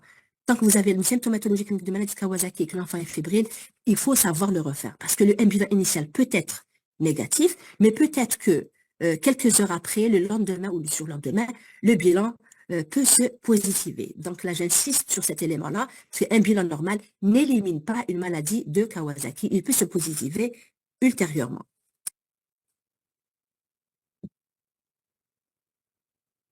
Pour les caractéristiques biologiques de cette maladie, donc on peut avoir, en plus du bilan inflammatoire, il faut demander le taux d'albumine, d'accord, qui peut être bas. Vous pouvez également avoir des transaminases qui sont élevées. Là, c'est des éléments qui peuvent vous aider essentiellement dans les formes incomplètes, d'accord. Si vous avez un, deux ou trois signes uniquement, des signes que je vous ai cités tout à l'heure, là, c'est des éléments qui peuvent, biologiques, qui peuvent vous aider à faire le diagnostic. D'accord, donc vous avez les transaminases qui peuvent être élevées, vous pouvez avoir également une leucocyturie au MUL6X, d'accord. Si c'est un enfant chez lequel vous avez fait une ponction lombaire, si elle était indiquée, elle peut être positive, c'est-à-dire vous pouvez avoir des globules blancs jusqu'à 30% d'écart. Donc vous pouvez avoir une méningite, mais qui est aseptique. Là aussi, c'est une caractéristique de la maladie de Kawasaki. Un autre élément également, en plus du bilan inflammatoire, vous avez la thrombocytopénie. Si vous l'avez, il faut faire très très attention à la CIVD. D'accord, c'est un enfant qui est fébrile, donc on peut avoir une CIVD. Sinon, en général, vous avez une thrombocytose, la thrombocytose qui est caractéristique de la maladie. Donc, si vous avez un taux de plaquettes qui est élevé, c'est un élément parmi d'autres qui peut être en faveur de la maladie de Kawasaki. Donc, vous voyez que les signes de la maladie de Kawasaki ne sont pas spécifiques, d'accord? Vous voyez qu'ils ne sont pas spécifiques, et il n'y a pas de test biologique, il n'y a pas un bilan biologique de confirmation. Et comme je vous ai dit tout à l'heure, les enjeux sont vraiment élevés. Si le diagnostic n'est pas fait précocement avant le 9e jour pour que l'enfant puisse recevoir des immunoglobulines, le risque d'atteinte coronarienne, c'est 25%. Donc, vous voyez, c'est très, très élevé. 25%, c'est énorme. Et à long terme, il y a un risque d'atteinte coronarienne. Et donc, un diagnostic manqué peut se manifester des années ou des décennies plus tard. D'accord? Donc, si on passe à côté du diagnostic, donc probablement il y a des enfants qui sont dans la nature, d'accord, qui ont probablement présenté une maladie de Kawasaki. Cette maladie peut se manifester 10 ans, 20 ans, 30 ans ou 50 ans après, mais malheureusement, comment elle va se manifester? Par les complications de cette maladie. Les complications, donc à savoir des sténoses coronariennes. Et si il n'y a pas eu de manifestations à type de douleur discrète peut-être initialement, et si on n'a pas donné d'importance à certains signes, d'accord, l'enfant, par l'enfant, hein, je vous ai dit quelques années après, c'est-à-dire l'adulte, hein, il peut faire un infarctus du myocarde et décéder. Donc, il faut faire très attention pour faire le diagnostic différentiel et traiter le plus vite possible. J'attire aussi votre attention sur autre chose. Si vous recevez au niveau de vos consultations des enfants qui se plaignent peut-être de douleurs thoraciques, il faut leur donner de l'importance, d'accord? Il faut toujours vous dire, la symptomatologie coronarienne, la pathologie ischémique existe chez l'enfant. Et l'exemple concret, c'est la maladie de Kawasaki. D'accord? Voilà, et si vous donnerez de l'importance à cette symptomatologie, vous allez peut-être sauver pas mal d'enfants. Il faut faire le nécessaire, c'est-à-dire il faut faire un ECG, d'accord? Vous pouvez peut-être trouver en cas de douleur thoracique chez un enfant, vous pouvez peut-être trouver des signes d'ischémie, d'accord? Donc c'est très important d'analyser le CG chez l'enfant. Donc je répète ce que je viens de vous dire maintenant, la symptomatologie ischémique existe chez l'enfant. Vous pouvez avoir du congénital, mais essentiellement, la maladie qui est pourvoyeuse d'atteinte coronarienne actuellement, c'est une vasculite. c'est la maladie de Kawasaki. C'est important de bien analyser le CG. Donc, il faut vérifier essentiellement s'il y a un décalage ou un sous-décalage du segment ST, essentiellement si ça dépasse chez l'enfant 2 mm. Si vous avez un doute, il faut envoyer chez un pédiatre qui connaît bien la pathologie. Je pense au niveau des hôpitaux, normalement, la majorité des pédiatres connaissent cette pathologie et pourront bien explorer. Donc, je vais parler des signes cliniques, d'accord, et de l'intérêt de faire le diagnostic, d'accord. Donc là, il y a des recommandations japonaises pour faire le diagnostic et on a des recommandations américaines. Je vous ai parlé de la forme typique qui est complète. Donc, je vous ai montré même les images tout à l'heure. Mais je vous ai dit qu'il y a également des formes incomplètes ou des formes atypiques. Si vous avez une forme complète, c'est très facile normalement pour le diagnostic. Il suffit de connaître la pathologie et vous ferez très très facilement au niveau de vos consultations le diagnostic. Mais attention, le risque sont surtout les formes incomplètes. Donc, vous pouvez avoir 2 ou 3 signes, d'accord, parfois un seul signe. Donc, si vous suspectez, il faut vraiment garder l'enfant, il faut l'envoyer à l'hôpital et on doit le surveiller et demander les examens régulièrement. Donc, pour la forme complète, voilà, je vais juste répéter, j'ai fait un tableau. Donc, vous avez de la fièvre et il faut avoir 4 parmi les 5 autres signes majeurs qui sont fréquemment retrouvés. Donc, je vous ai parlé tout à l'heure de la conjonctivite, d'accord? Je vous ai parlé de l'atteinte bucco-dentaire, bucco-pharyngée, excusez-moi, c'est la caïnite stomatique et pharyngite. Le 3e signe, c'est l'éruption cutanée. Donc, il y a ma collègue qui va bien vous parler de l'atteinte cutanée. N'importe quel signe cutané peut être retrouvé dans la maladie de Kawasaki. D'accord?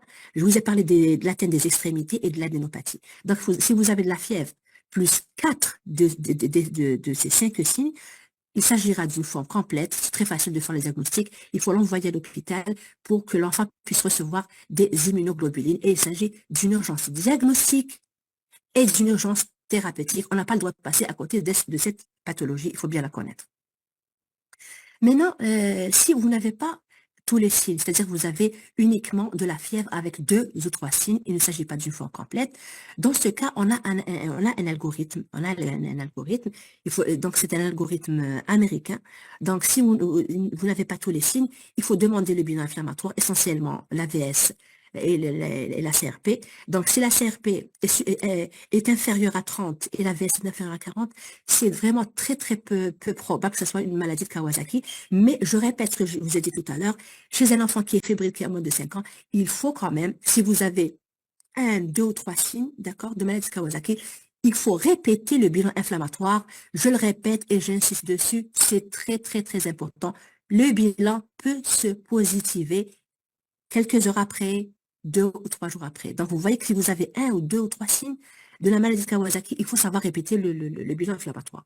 Maintenant, si vous le répétez pendant 3 ou 4 jours et le bilan est toujours normal, là, c'est très, très peu probable que ce soit une maladie de Kawasaki. Il faut faire le diagnostic différentiel et passer à autre chose. Ma collègue, Madame Ralbi, va vous parler du diagnostic différentiel. Maintenant, le deuxième cas de figure, si vous avez le bilan inflammatoire qui est positif, et ce bilan, vous pouvez le faire n'importe où, c'est à la portée normalement de n'importe quel médecin, c'est une CRP et une VS. Si la CRP est supérieure à 30 mg par litre, ou bien, d'accord, ou vous avez la VS qui est supérieure à 40. Dans ce cas, il faut essayer de rechercher 3 anomalies biologiques parmi les 6 que je vais vous citer. D'accord. Si vous avez 3, vous pouvez faire le diagnostic de maladie de Kawasaki.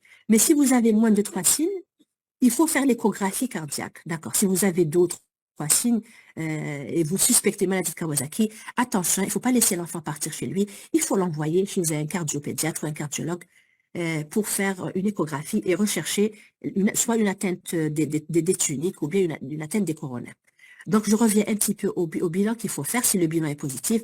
Donc, il faut essayer de retrouver peut-être 3 anomalies biologiques parmi les 6.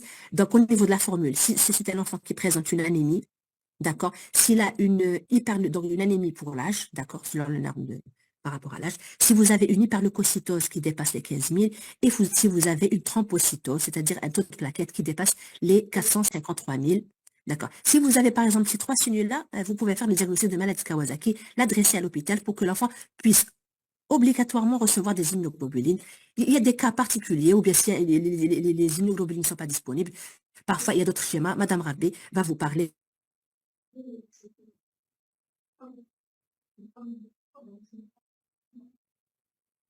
et du traitement.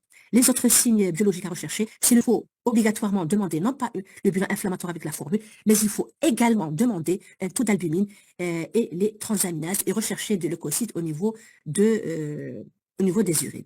Donc, si le taux d'albumine également est inférieur à 30, donc il y a une hypoalbuminémie, c'est un signe également d'une maladie de Kawasaki. Si vous avez une élévation de transaminase, également, ça peut être un signe biologique d'une maladie de Kawasaki, et si vous aurez une leucocyturie. Donc, parmi ces signes, ces 6 signes biologiques, si vous trouverez 3, après un bilan inflammatoire qui est positif, donc vous voyez dans l'algorithme, si la CRP est positive, LBS est accélérée.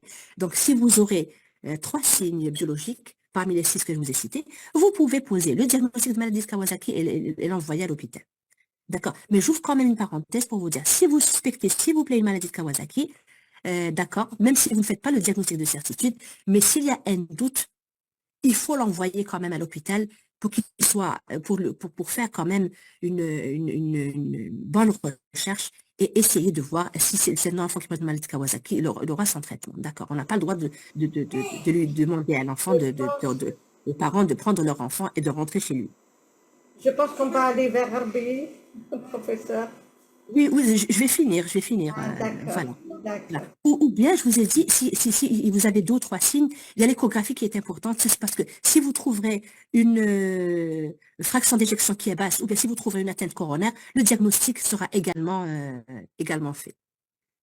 Là, c'est un diagramme qui est important. Pourquoi? Parce que regardez un petit peu au niveau des diagrammes, en bleu et en orange, il y a une augmentation du taux en fonction des années des maladies des maladies de Kawasaki.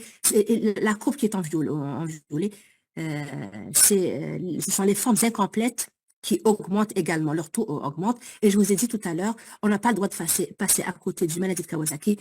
Il faut faire très très attention aux formes incomplètes. Là, je le répète, j'attire votre attention. Pourquoi? Parce que les formes de maladie de Kawasaki incomplètes sont les plus pourvoyeuses de complications cardiaques. J'espère que le message est passé. Donc là, c'est juste une plaque pour vous dire, il y a des formes particulières chez l'adulte. Donc, c'est une pathologie qui peut même être évoquée chez l'adulte. Donc, l'âge moyen dans une étude française est de 31 ans. On a trouvé des cas à 18 ans et jusqu'à l'âge de 68 ans. D'accord. Avec des anévrismes coronariens chez l'adulte. Pour l'évaluation des coronaires, donc regardez un petit peu, vous voyez la coronaire et vous voyez voilà, donc vous avez l'aorte avec les 3 coronaires. Ça prédomine au niveau des parties proximales. Comme ça prédomine au niveau des parties proximales, alors chez l'enfant, le diagnostic peut être fait des atteintes coronaires par l'échographie. Chez l'adulte, c'est très difficile parce qu'il n'est pas très, comment dire, il faut passer au coroscan. Pour le reste, je passe. Voilà. Donc, le pronostic, il est lié essentiellement à la présence ou non d'atteinte coronarienne et la précocité du diagnostic.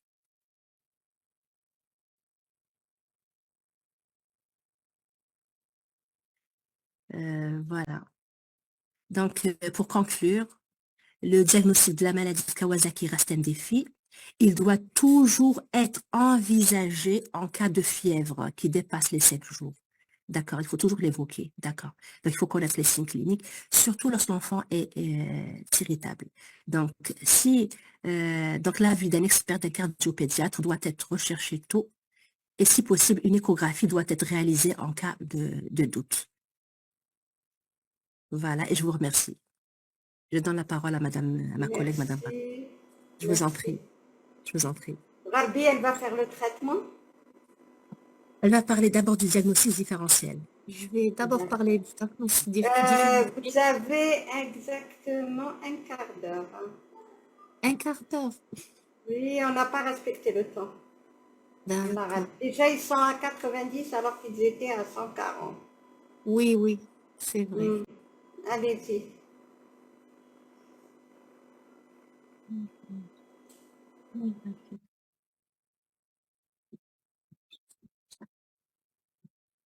C'est bon.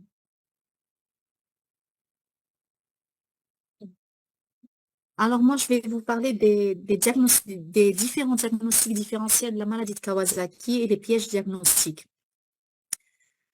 Juste pour une petite introduction, la maladie de Kawasaki est une vascularite systémique essentiellement pédiatrique et elle reste quand même la principale cause de cardiopathie acquise dans les pays développés. Et depuis sa première description par Tomisaku Kawasaki en 1967, le diagnostic de maladie de Kawasaki reste étroitement lié à la clinique et plus particulièrement au regard des dermatologues.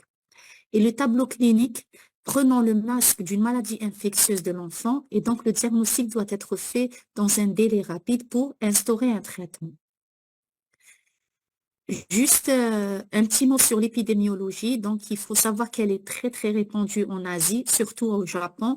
Et son incidence peut atteindre les 250 pour 100 000 enfants moins de 5 ans. Et l'incidence, elle diminue en Europe. Et là, vous voyez qu'il n'y a pas d'incidence dans les pays du Maghreb. Mais là, il y a une étude qui a été publiée en 2016 au Canada qui a porté sur les enfants maghrébins qui vivaient au Canada. C'est dans la région du Québec. Là, ils ont trouvé une incidence chez cette population maghrébine, une incidence maladie de Kawasaki aux alentours de 18,49 pour 100 000 enfants âgés de moins de 5 ans. Là, c'est les Marocains qui ont une incidence de 20 pour 100 000 enfants, comparé à ceux qui sont originaires et qui vivent au Maroc. L'incidence, elle est à 3 pour 100 000 enfants âgés de moins de 5 ans. Là, on voit que l'incidence chez les Maghrébins, quand même, elle est aux alentours elle rejoint l'incidence des autres populations, comme les Américains et les Canadiens, elle est aux alentours de 18 et 21. Là, on conclut qu'elle est sous-estimée dans leur pays d'origine, donc que ce soit au Maroc, en Algérie ou bien en Tunisie. Par rapport aux différents diagnostics différentiels, là, si vous voyez toutes ces images-là, on pense à une maladie de Kawasaki. Aucun de ces malades n'est une maladie de Kawasaki. Donc, là, vous voyez que les signes, les principaux signes, ce sont des signes dermatologiques. Donc, comment éliminer ces différents diagnostics différentiels? C'est sur la clinique, c'est sur l'examen dermatologique. On est clinicien d'abord, donc il faut un bon examen clinique. Donc, la place de l'examen dermatologique dans la maladie de Kawasaki est importante pour le diagnostic et l'expression dermatologique, elle domine le tableau et constitue la majorité des critères diagnostiques. En effet, sur les 5 critères de l'Académie américaine de cardiologie établis en 2017, sur les 5 critères, 3 critères sont des critères dermatologiques. Donc, la maladie de Kawasaki est marquée d'un grand polymorphisme lésionnel susceptible d'égarer le diagnostic. Donc, la sémiologie, la topographie ainsi que la chronologie sont 3 éléments de repère pour pouvoir poser le diagnostic. Les atteintes, elles peuvent être de 2 types, soit muqueux ou bien cutanées. On va commencer par les atteintes des muqueuses. Madame Hamadouche les a très bien expliquées. On a la kéylite, la pharyngite, la langue des papilles et la stomatite. La kéylite qui peut être retrouvée chez 90% des cas dans la maladie de Kawasaki, mais qui peut être retrouvée dans d'autres pathologies, on va les voir. Il y a l'atteinte cutanée, on a l'exanthème qui apparaît entre le 3e et le 5e jour de la maladie et peut être de différents types. L'exanthème peut être morbilliforme, il peut être scarlatiniforme ou bien roséoliforme.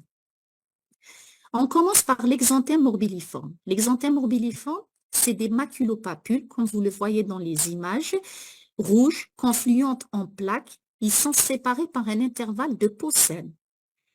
On peut le retrouver dans la maladie de Kawasaki, mais on peut le trouver dans d'autres pathologies. Les différents diagnostics différentiels de l'exanthème morbilliforme, en premier, c'est la rougeole. C'est le premier diagnostic différentiel. La rougeole qui est due à un virus du groupe des paramyxovirus, c'est l'apanage des enfants d'âge préscolaire et en général, l'éruption, elle démarre sur le visage et derrière les oreilles. C'est pour ça que la sémiologie et la chronologie des lésions sont des éléments très importants. Et on pense à une rougeole devant une absence de vaccination, la présence de toux, de sécrétions lacrymales, le signe de Copley qui est très caractéristique, comme vous le voyez sur cette image. On a en général une absence d'hyperleucocytose avec un bilan inflammatoire qui est en général négatif. Là, on pense à une rougeole. Le deuxième diagnostic différentiel, c'est le mégalérythème épidémique. Il est dû à un parvovirus B19. C'est l'apanage des enfants d'âge entre 5 et 10 ans. Et on voit qu'il y a un exanthème en dentelle ou en carte géographique. Il y a aussi des œdèmes pruriginaux des extrémités, alors qu'on peut avoir des œdèmes dans la maladie de Kawasaki, mais avec parfois un purpura en gants et en chaussettes. Il y a les infections aussi à adénovirus. Les caractéristiques cliniques sont similaires à ceux de la maladie de Kawasaki. On peut retrouver l'exanthème, l'énanthème, une pharyngoconjonctivite, mais il n'y a jamais d'atteinte des extrémités, pas d'éruption du périnée et pas de syndrome inflammatoire. En général, le bilan infectieux, il est négatif. Mais au moindre doute, on peut faire un test rapide de détection au niveau des sécrétions nasopharyngées. Il y a le deuxième type d'exanthème, c'est l'exanthème scarlatiniforme. On peut trouver un exanthème scarlatiniforme dans la maladie de Kawasaki. C'est des placards irritémateux, rouges, foncés, sans intervalle de peau saine, disparaissant à la vitropression et évoluant secondairement vers la desquamation. Et les différents diagnostics différentiels de l'exanthème scarlatiniforme, le premier, c'est la scarlatine streptococcique. On peut avoir un énanthème qui est retrouvé aussi dans la maladie de Kawasaki. L'exanthème peut toucher tout le corps, mais toujours il respecte le tour de la bouche, les paumes et les plantes. Et on a une desquamation en doigt de gant vers le 6e jour de la maladie. L'élément contre, c'est ce qui est la scarlatine, elle est rare avant l'âge d'1 an. Alors que la maladie de Kawasaki, elle est fréquente à cet âge. Quand il n'y a pas d'amélioration sous pénicilline en 24-48 heures, donc on pense à une maladie de Kawasaki, quand le dosage des ASLO, il est négatif. Si les caractéristiques sont très similaires, on va faire un test rapide ou bien culture positive au streptocoque bêta-hémolytique du groupe A pour poser le diagnostic de la scarlatine. Le deuxième diagnostic différentiel, c'est le syndrome de choc toxique staphylococcique. On va avoir un rash scarlatiniforme évoluant vers la desquamation. Et on peut avoir aussi une kéylite associée à un énanthème, une conjonctivite, une vulvite avec un choc et des signes d'atteinte multiviscérale. Et l'origine staphylococcique, elle est mise en évidence par un foyer infectieux staphylococcique. On peut avoir aussi un exanthème roséoliforme. Ce sont des petites macules roses, pâles, bien séparées les unes des autres. Et le premier diagnostic devant cet exanthème roséoliforme, c'est la rubéole. C'est un exanthème fugace, débutant sur le visage en une seule poussée et s'étend vers le thorax en général. Le deuxième diagnostic différentiel, c'est l'exanthème subi et virus HHV6. HHV6, c'est la roséole. L'âge, en général, elle survient chez les nourrissons âgés entre 6 mois et 2 ans. On a une fièvre jusqu'à 40 degrés, suivie d'une défervescence vers le 4e, 5e jour. Et là, on a une apparition d'une éruption discrète, mais qui est fugace. Là, on pense à une roséole. On a aussi la maladie de Steele. Si les signes articulaires dominent le tableau de la maladie de Kawasaki, le diagnostic d'AG, il est envisagé devant une fièvre, une atteinte articulaire, car on peut avoir une atteinte articulaire dans la maladie de Kawasaki, une atteinte péricardique, myocardique, syndrome inflammatoire. Mais l'importance parfois des signes cutanéo-muqueux doit alerter, ils ne sont pas en faveur en général d'une maladie d'une AGI et surtout que l'atteinte cutanée, elle est concomitante au pic fébrile dans la maladie de Steele. On peut aussi voir un exanthème polymorphe dans la maladie de Kawasaki. Ce sont des lésions cutanées, comme vous voyez sur cette image. Là, c'est un malade qui a été hospitalisé il y a 12 mois ici. C'est des lésions cutanées dites en cible ou bien en iris ou bien en cocarde. Et le différent diagnostic différentiel devant cet exanthème polymorphe, c'est l'érythème médicamenteux ou bien toxique. On doit l'éliminer ou bien l'évoquer à l'interrogatoire. On a une notion de prurite avec une hyperéosinophilie à la formulération sanguine. Et il y a plusieurs médicaments qui peuvent donner ça, surtout les antibiotiques, donc à leur tête les sulfamides ou la bêta-lactamide et les AINS, ou bien la carbamazépine qui peut donner un tableau similaire à la maladie de Kawasaki, c'est les Kawasaki-like disease. Il y a aussi la maladie sérique. C'est une réaction immunoallergique. Madame Fernini l'a très bien détaillé tout à l'heure dans les vascularites, avec une urticaire. Elle apparaît surtout chez les enfants moins de 5 ans. Cliniquement, on a une urticaire entre le 5e et 8e jour après l'exposition à l'allergène. On peut avoir aussi un angio-œdème avec un syndrome de fuite capillaire. On peut avoir aussi une fièvre, une polyarthralgie, une hyperéosinophilie. On a eu beaucoup de malades hospitalisés dans notre service. Hospitalisés initialement pour maladie de Kawasaki, finalement, c'était des maladies sériques, car quand on dose le complément, on va avoir un complément qui est très bas, donc c'est une consommation du complément. Là, on pense à une maladie sérique. Il y a aussi un autre type d'exanthème qu'on peut voir dans la maladie de Kawasaki, c'est l'exanthème vésiculo-bulleux. C'est la présence de bulles ou bien de vésicules qui est rare, mais doit faire rechercher une autre cause. Il y a eu un cas de maladie de Kawasaki associé à des vésicules qui a été rapporté pour la première fois par Sedelman en 1978, avec des vésicules et qui reste très très rare. Il y a eu une autre publication publiée en 88. Cette étude avait rapporté 75 patients diagnostiqués pour maladie de Kawasaki et qui avait présenté, sur les 75, il y avait 10 qui avaient présenté des lésions pustuleuses. Il y a l'exanthème aussi vésiculo-bulleux. Les diagnostics différentiels entre les diagnostics différentiels des exanthèmes vésiculo-bulleux, c'est le syndrome de Stevenson-Johnson et syndrome de Lyell. L'étiologie, ce sont les médicaments, surtout les sulfamides, les antiépileptiques, la lupurinol et les buprofène. Le délai d'apparition des symptômes en général par rapport au début de la prise des médicaments, c'est entre 10 et 20 jours. On peut avoir de la fièvre, des lésions cutanées et des lésions aussi des muqueuses. Une atteinte buccale avec ulcération des muqueuses, avec une atteinte oculaire. Il y a aussi les infections à entérovirus, c'est les infections à Coxsackie. Donc, l'atteinte, elle siège au niveau du tronc, les pommes et les plantes. La fièvre et les céphalées anorexie et gastroentérite peuvent aussi être associées. On a des vésicules ovalaires des mains et des pieds, syndrome main-pied-bouche, avec l'énontème vésiculaire du voile du palais. On peut avoir aussi une éruption psoriasiforme dans la maladie de Kawasaki, elle reste quand même rare.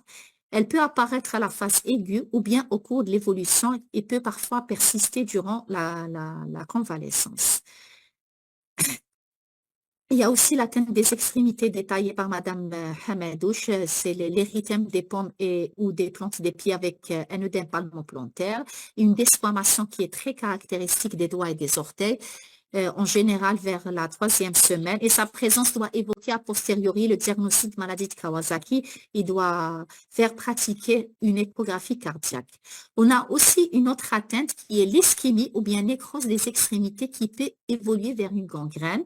Il y a eu plusieurs cas publiés dans la littérature et le premier diagnostic différentiel devant cette ischémie ou bien nécrose ou bien cette gangrène, c'est la périarthrite noueuse du nourrisson. C'est le premier diagnostic différentiel car elle a suscité lors de la première description du syndrome de Kawasaki de vives discussions.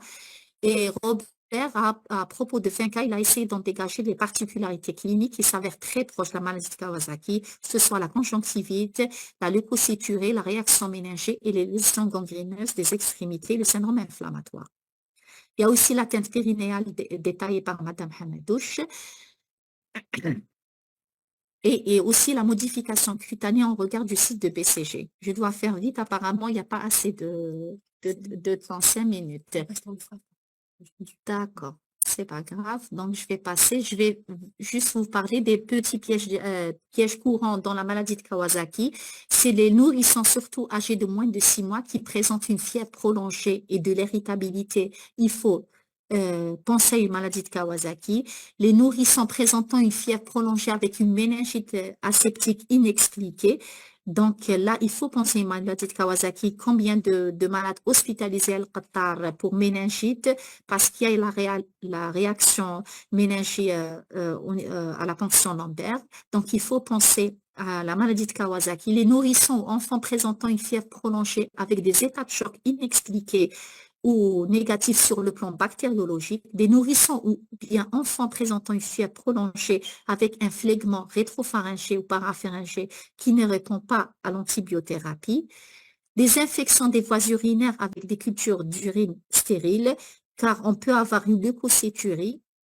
Alors, c'est des enfants qui ont été traités pour des pyélonéphrite, une éruption cutanée ou bien modification des muqueuses traitées pour des réactions antibiotiques. Alors, c'est des maladies de Kawasaki, des abdomens aigus chirurgicaux, car on peut avoir un hydrocolyciste ou bien pancréatite, et l'ampleur des changements coronariens sous-estimés, car actuellement, on a des Z-scores, ce sont des données normatives de Montréal qui sont retrouvées. Vous pouvez télécharger l'application sur Google pour avoir les Z-scores par rapport au coroner.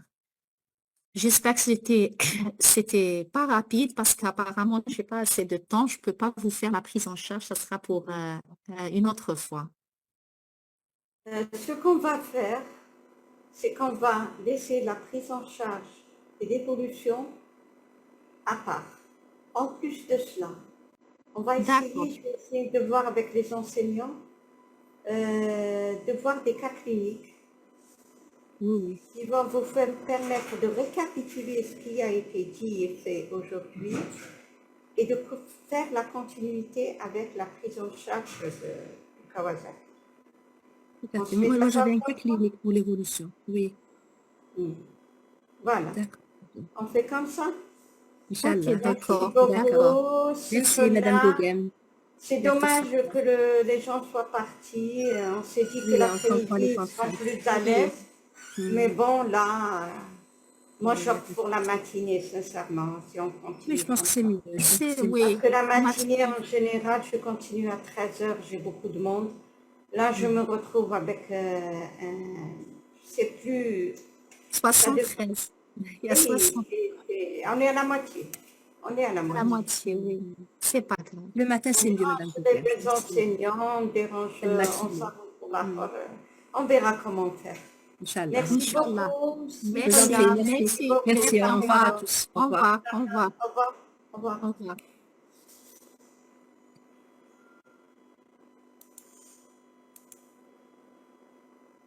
Recording stopped.